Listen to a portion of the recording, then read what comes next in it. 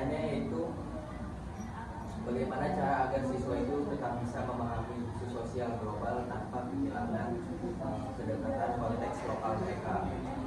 Nah, pertanyaan ini bagus sekali. Jadi kita sebagai guru kita bisa menggunakan metode dari dekat ke jauh. Seperti apa? Misalnya nih, ketika kita mau bahas krisis iklim global, nah kita mulai dulu dari di Indonesia, kita lihat di nasional dulu. Kalau contoh ada banjir nih di area Sumatera, terus baru kita arahkan ke, baru tarik benang merahnya itu ke pola global. Kenapa bisa iklim itu sangat ekstrim gitu. Nah, terus bisa juga kenapa di kampung kita ini jarang hujan. Nah, baru kita bisa lihat ternyata pola cuaca global itu berubah, lagi berotasi dia. Kenapa bisa terjadi itu? Jadi kaitannya sama industri, terus gaya hidup kita di bumi ini. Terus kita bisa mengajak siswa juga menjadi detektif global. Misalnya nih, kita mengajak siswa itu mencari produk di rumah yang bermade in luar Indonesia, kayak bermade in Cina, Vietnam, terus Thailand gitu. Terus kita suruh nih telusuri rantai produksinya. Dari situ nanti siswa akan berdiskusi tentang globalisasi, terus upah buruhnya itu dan dampaknya ke UMKM lokal. Terus juga kita juga bisa untuk siswa itu untuk membandingkan harga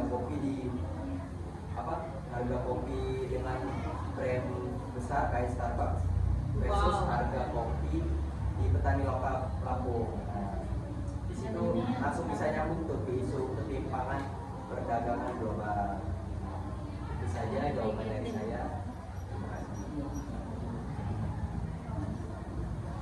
Oke, terima kasih untuk saudara Umar. Baiklah, untuk saudari Sabina, apakah sudah jelas dengan pertanyaan yang diutarakan oleh saudara Umar tadi?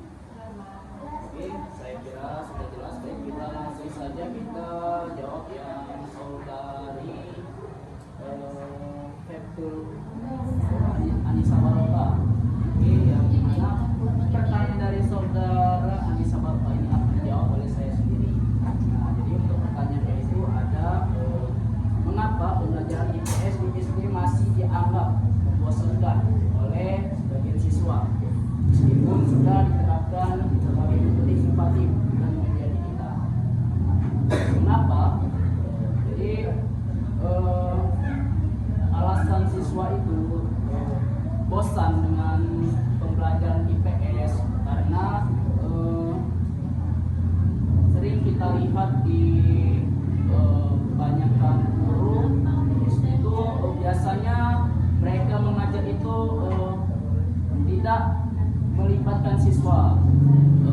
Biasanya itu guru yang membuat pembelajaran membosankan itu seperti guru menyuruh hafalan saja, hanya menyampaikan materi, tidak langsung menanyakan kepada siswanya.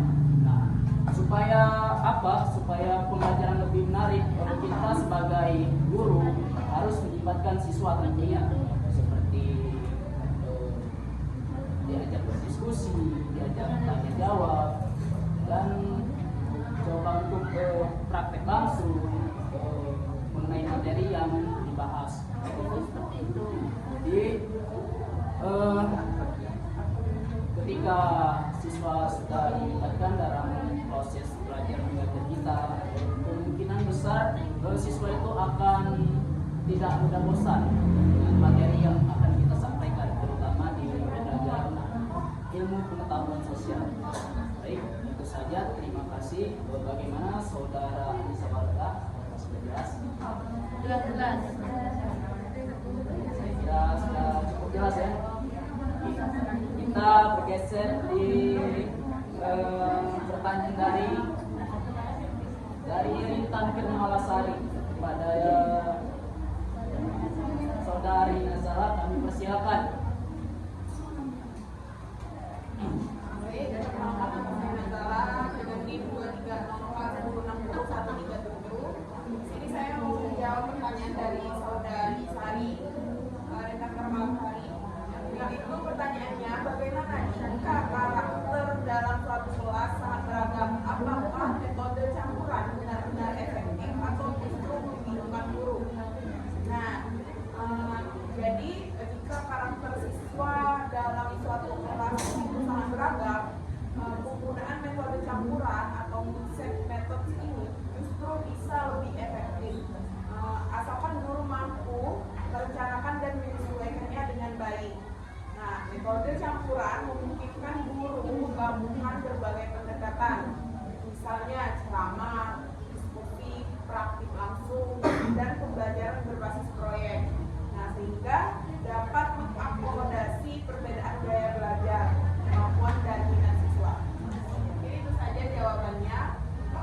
saudari Sari sudah jelas. Baik, terima kasih saudari Najwa. Oke, baik. Terima kasih kepada saudari Nazawa kalau sudah menjawab dari pertanyaan dari saudari tingkat Permasari. Oke, kita lanjut ke pertanyaan saudari Nirmala. Kepada Niken kami persilakan. Baik, sebelumnya perkenalkan nama saya Niken Ofelia dengan unit 150. Di sini saya akan menjawab pertanyaan dari saudari Nirmala yang dimana pertanyaannya itu bagaimana cara guru membedakan antara keaktifan tersebut di mana siswa ini hanya sekedar bergerak dan berbicara saja dengan keaktifan kognitif atau di mana siswa itu benar-benar berpikir kritis dan memahami materi. Jadi jawabannya itu perhatikan kualitas respon siswa bukan hanya aktivitas fisik.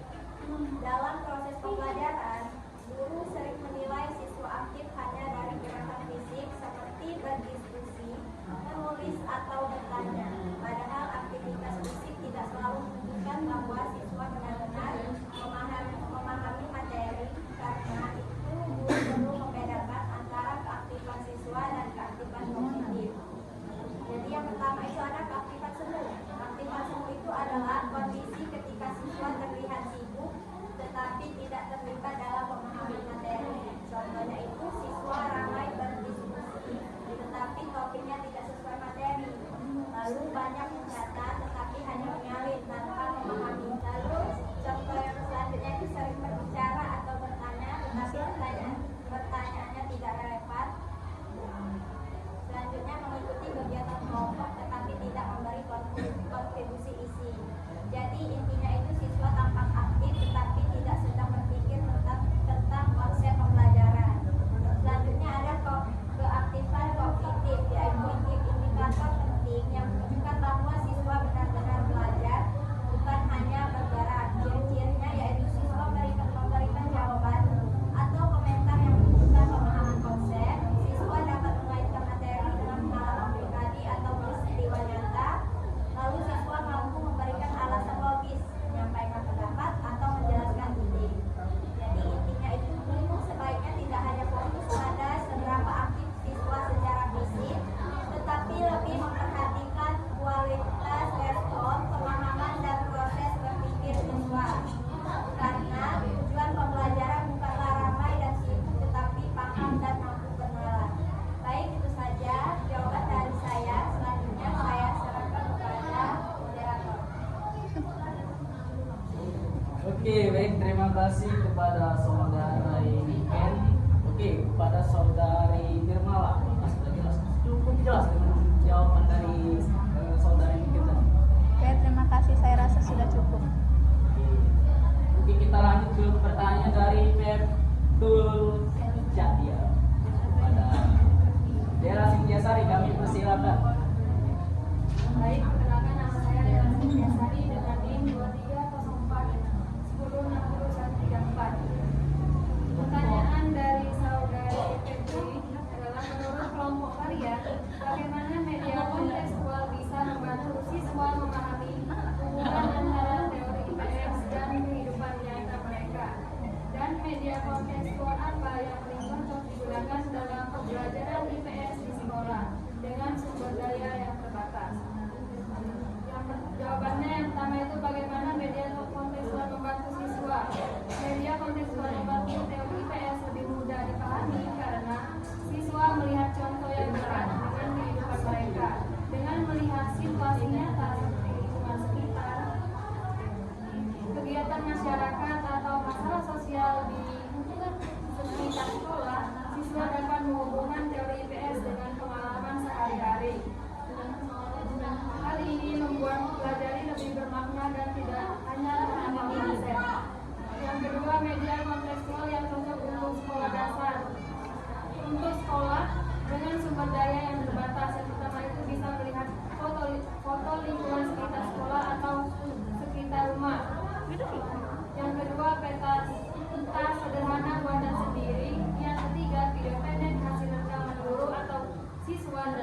kegiatan sosial.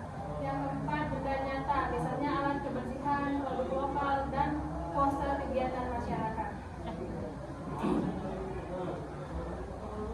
Oke, baik, terima kasih kepada saudari Dela Sintiasari telah menjawab dari pertanyaan dari Iya.